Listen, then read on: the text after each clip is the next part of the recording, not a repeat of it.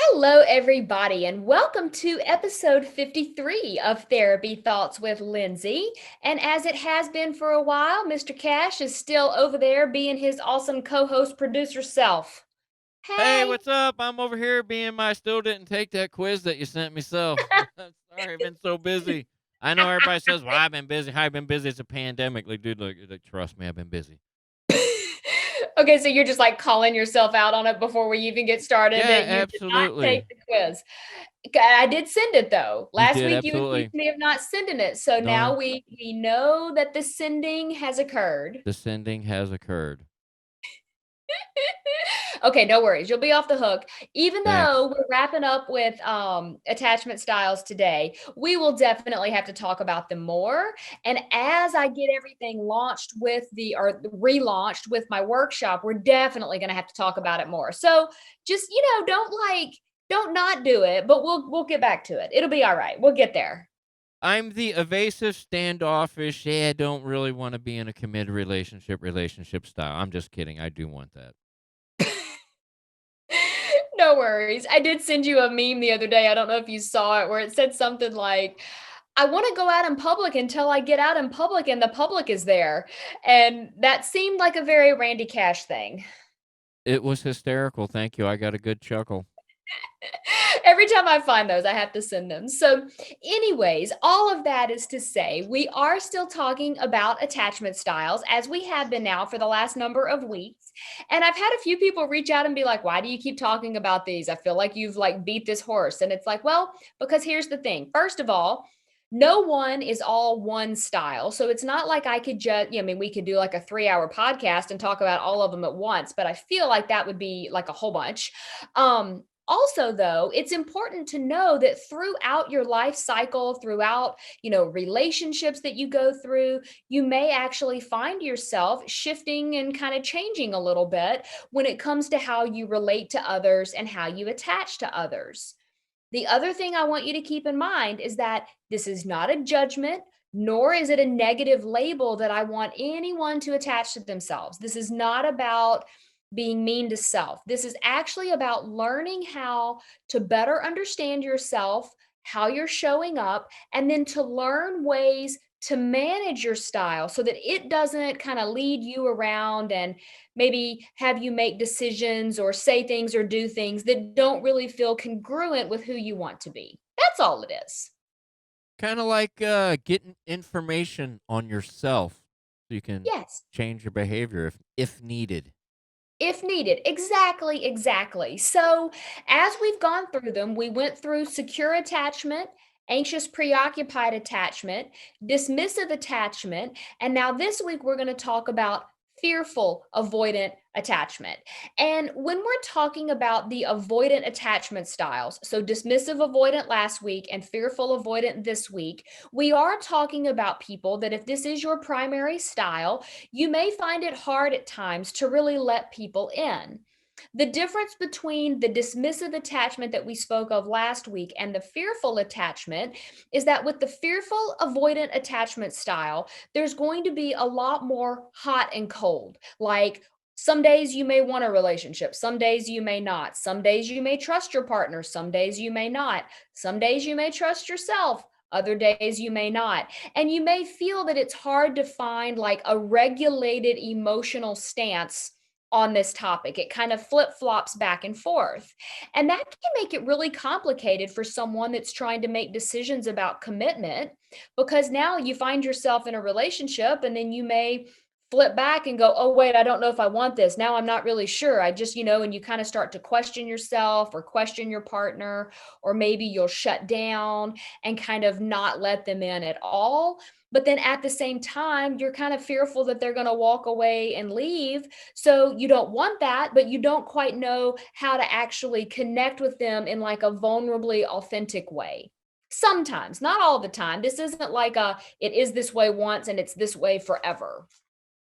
Yeah, I wouldn't say from what I'm hearing from you, anyone it falls under just one of these categories. It seemed it's like something do you see how do these different categories apply to you?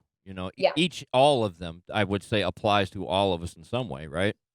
Yeah, I think we have moments where we're gonna show up as all of the things, and there's generally a primary style or a couple of primary styles that seem to be the most, the most constant, and then the other pieces sort of show up. And I also had somebody ask like, "Well, is the goal to be securely attached?" And I guess in some high level way we could say, "Sure, that's a great goal to strive for." But I don't want someone to hear that if they don't already have that as their primary style, that it somehow means a bad thing. It just simply means the more that you can bring awareness, the better, management you're going to have of it. So when I work with someone that has a fearful avoidant attachment style, we work on grounding activities. That if they find themselves going down a path where they know they want to connect with someone, or maybe they've already connected with someone but they can't really let themselves fully connect to the process, rather than feeling like we have to do it all in one big swoop, we start talking about ways they can ground themselves in the relationship. Maybe there are, moments where their partner has shown them that they can be trusted, or maybe they had, just sort of a really good date or a really good experience that they can ground themselves in and go, yes, this person loves me. We're in this together. We're on the same team. It is also okay for partners in a relationship to figure out a check in with each other, what's known as a pattern interrupt, so that we don't just give into the extreme overwhelming emotion and we bring some logic to the situation and we start to come down from that level of intensity. Yeah, I would say you definitely have to learn how to become vulnerable with other people and address Mhm, your feelings and more importantly express those, which is something that I have had trouble with for a long time, but I'm getting much better though, but it's, mhm. you have to at some point make yourself vulnerable, man. But I think with these different styles, like I said before, you could see how each of, the different situations that you're talking about, how your feelings might fall under these different categories, and it might give you the information to kind of navigate out of them in a more positive way. Does that make sense? Absolutely, it does. And then also, there's the element of awareness is sort of the key to life. Every time we turn on one of the awareness centers in our brain and we become very keenly aware of something about ourselves, it gets really hard to go through the motions without at least recognizing it. And then maybe the way it would work is this: the first time you catch yourself going down that path, maybe you aren't able to stop the spiraling thoughts. Maybe it just is something that you're aware of, but you have a different cognitive process rather than feeling so fused with it. And then maybe the next time you feel triggered, you're able to at least give voice to it. And you say to your partner, "Look, I'm feeling really triggered right now. I may say some things that I don't mean. I'm just giving you a warning." So you learn how to kind of check in and give a bit of detail about what may occur. Then maybe a few times down the road from there, you're even able to say, "Okay, look, before I say something that I'll regret or that I don't mean, I'm going to go take a walk, or I'm going to go splash some cool water on my face, or I'm going to, journal for a minute and try to get my thoughts and my emotions out on paper so that I don't just dump them all over you." Right? So that's sort of a way you can imagine. Like, the goal is to make little baby steps and to do things at a pace that feels manageable for you. Otherwise, you're going to feel like you're doing too much changing too fast, and it might even intensify some of the fearful avoidant behaviors, because now it feels so unsafe that you don't have a grounding mechanism to allow you to feel, kind of secure in that moment. Yeah, it's like, remember I used to talk about the red flags, like I always would see the red flags and I never really knew how to get through, them or navigate certain situations and Mhm, everything you're saying. It seems like these are ways for you to see these red flags and then how to, address them. mhm. Yeah, it's like you start to develop a dialogue, and that's how all of the things that I talk about in the podcast, in any of my social media, in my workshops, it's all this like building process of like this plus this plus this plus this plus a whole bunch of other things all adds up to having a really healthy relationship that's based on being courageous, being vulnerable, being authentic, having communication that feels balanced and healthy, where everyone has a voice and it's not one sided. And so, a lot of times when we're talking about some of the more avoidant attachment styles, it can actually be difficult for both people to feel secure if both people are being avoidant. So, the more you can just say, "Hey, I think you're doing that thing where you're trying to push me away, and I'm not going anywhere. I'm right here. I am here to stay." And you, not that you want to have to validate your partner, but that you want to sort of give them that confidence in that moment when they're feeling a little bit less than.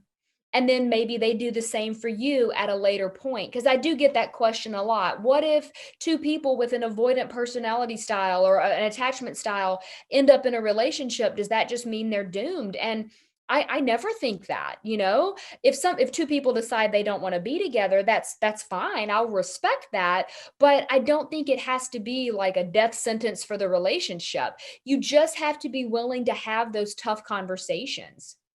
And I have had some people choose not to over the years that just say, this is too hard. I don't want to do it. Okay. And I respect that. But I do qualify it by saying it feels too hard right now, not an absolute, it is too hard, just simply it feels too hard right now. Just by changing that small piece of word, where instead of saying it absolutely is too hard, I give myself the qualifier that maybe it just feels too hard right now. I can come back to it a few hours from now, a few days from now, maybe it's a few years from now, but you've already turned on those awareness centers that will allow you to start processing things just a little bit differently. Yeah, well, it is hard. That's why it's called courageous conversation, but I promise it gets easier the more you do it. You get more practice at it, you get more comfortable expressing yourself and, developing trust. And it is important to mention, as we're talking about the fearful avoidant, that one of the things that I love Brene Brown's work, because she talks about that if we never give in to the vulnerability aspect and try to connect to someone else, we will feel safe on some level. But at the same time, because we are wired for connection, when we try to connect with someone, that does set us up for a certain amount of risk and emotional exposure that doesn't feel very comfortable. So, when you're going through the process of developing awareness, I just want you to remember that it doesn't always mean it's going to feel comfortable. But if you can lean into that uncomfortability in a safe, manageable way, you really can make some lasting changes. And that's been my whole, reason for wanting to spend so much time on these attachment styles. And for anyone that still hasn't taken the quiz, there is a link in the description of this video. You're welcome to go and take it, see how you're showing up, and then ask yourself, okay, yeah, how does that show up for me? Does that kind of make sense? Do I see how I'm showing up in these ways? And then start seeing how you can turn that awareness on so you can catch yourself. That's the whole goal. It takes a lot of work, but it does work, man. You just have to apply it and just learn. It's just, so there's a learning curve obviously, but if Yes. I can and do these things and improve, man, anybody can do it. There you go. Take it from Randy Cash. If people do want to connect with you and your funny self, you're not always in therapy mode. You just go with me in therapy mode. Where can they connect with your hilariousness? I'm on the Instagrams at rcashcomedy. You can see my silliness and I have shows coming up. You can go there and find it. Thanks. Awesome. Thank you, Mr. Cash. We have to wrap it up, but if you do want to connect with what I've got going on, go to my website, lindsaywalden.com. I've got a few additional tabs there that did not used to exist. I had a lot of people asking about recommendations for books and self care supplies and whatnot. So there is a recommendations tab you can click on, see all of those things. Otherwise, you can read the blogs and listen to past podcast episodes if you would like. You can connect with me all over social media. On Facebook, I'm at Lindsay Walden Consulting. On Instagram, I'm at This Is Lindsay Walden. On TikTok, I am at This Is Lindsay Walden. And on Pinterest, it's Therapy Thoughts. So lots of places to connect. I hope you'll check those things out. Keep working on building your awareness and living your best life. And we will be back next week with more.